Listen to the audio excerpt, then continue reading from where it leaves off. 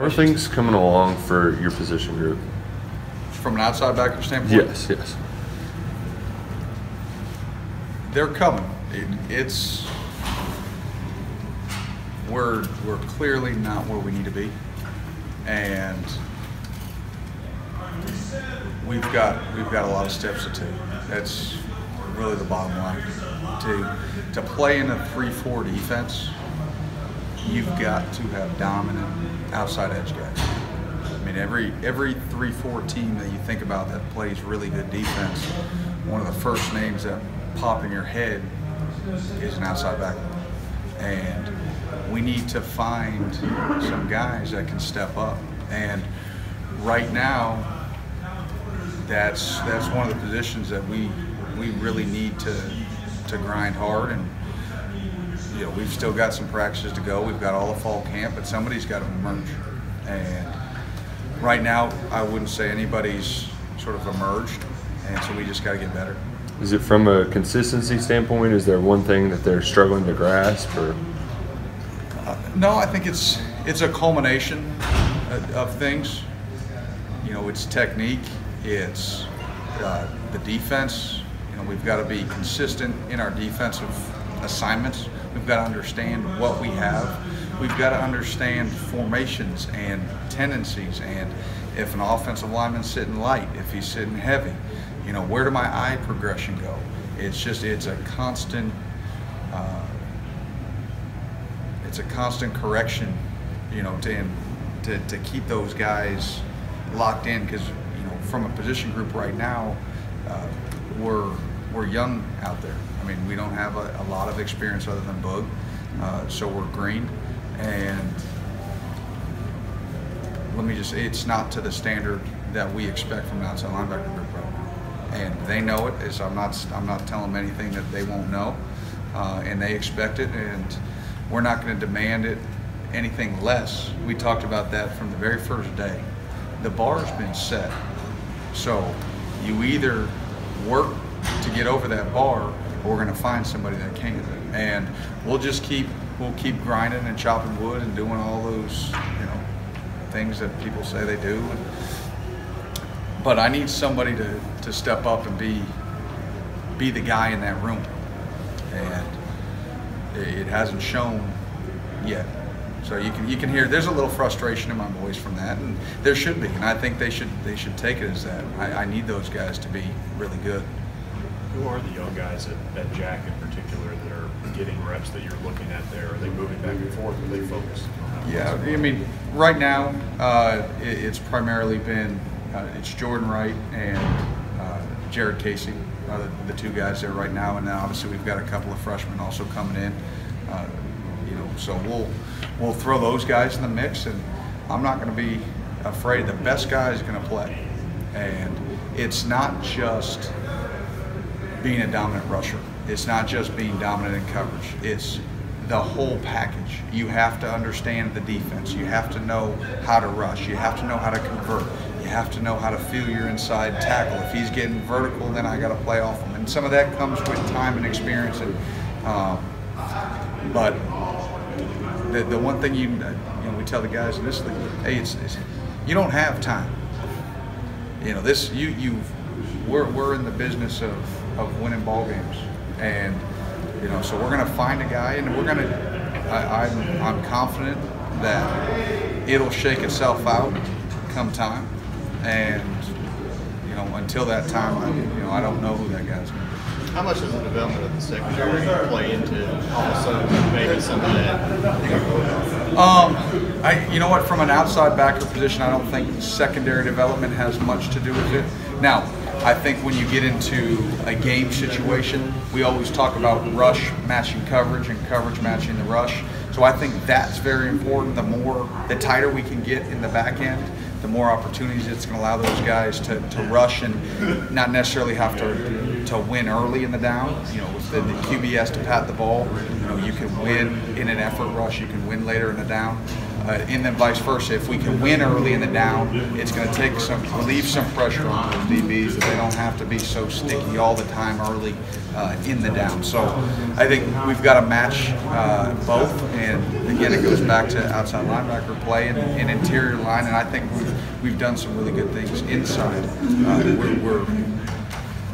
That's where we've seen really our most pressure come out so far this spring is from our interior guys, which is a really encouraging sign. I think the teams that have great interior rushers, if you're going to be deficient somewhere, I would rather be more deficient on the edge. I think interior pocket push, affecting the quarterback right off the spot, I think that's what really works at any level. You know, so when you've got guys inside that are hunting good, you know, good things happen.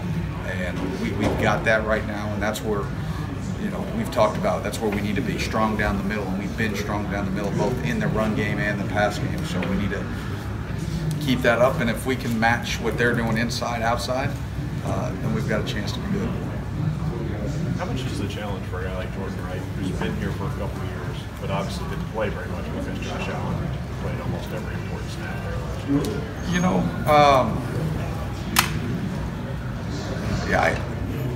when you say challenge, I don't think it's really any different than anybody else that's coming in.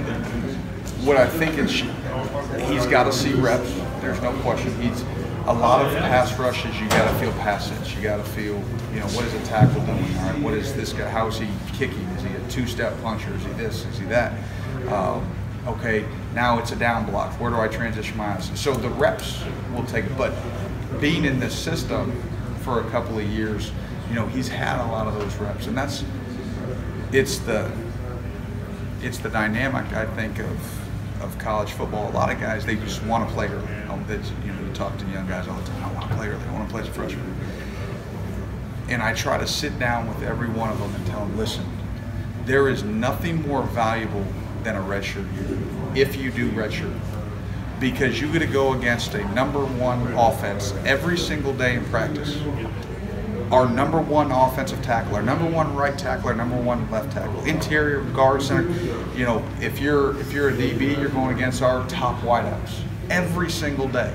So you can either take that as, okay, this is going to get me SEC ready, or you can take it as, oh man, you know, I've never done this in my life, and you put your head down and you just sort of slump through practice and you give half effort. Well, if you do that while you're redshirting, guess what? You're not going to play as a redshirt freshman because you didn't get yourself better. But if you take it as, okay, I'm going to take each practice day while I'm redshirting as a game situation, and I'm going against an SEC opponent, well, guess what? Now you're going to be ready to play the next year.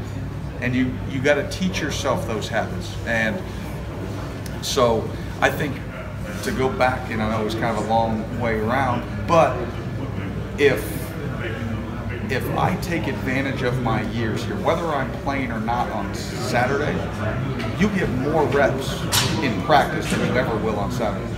And so, to me, a guy that's in the system 2 or 3 years, whether he's played in games or not, there's no excuses. You've seen enough. You've gone through camp. You've gone through spring. And, you know, it's time to elevate. And, you know, obviously once you get into the game speed's going to pick up. But if you've done everything right in practice, it shouldn't feel that much different. Just between, in general, defense in general, what do you want to see happen between now and the spring game next Friday? I want to see us tighten up. You know, these last couple of days, we put in a few different things. You know, you guys have asked, you know, what are we doing? Most of the same things. There have just been a few different techniques that we've put in, and so there's going to be some learning there, and there's going to be some growing pains. And in practice, it may not look the cleanest. And trust me, I sort of knew that going in, that it wasn't going to be the cleanest, but you need tape to be able to teach off of.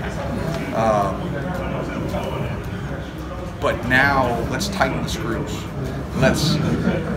Okay, I've understood it from a 20,000 feet. Let's bring it down.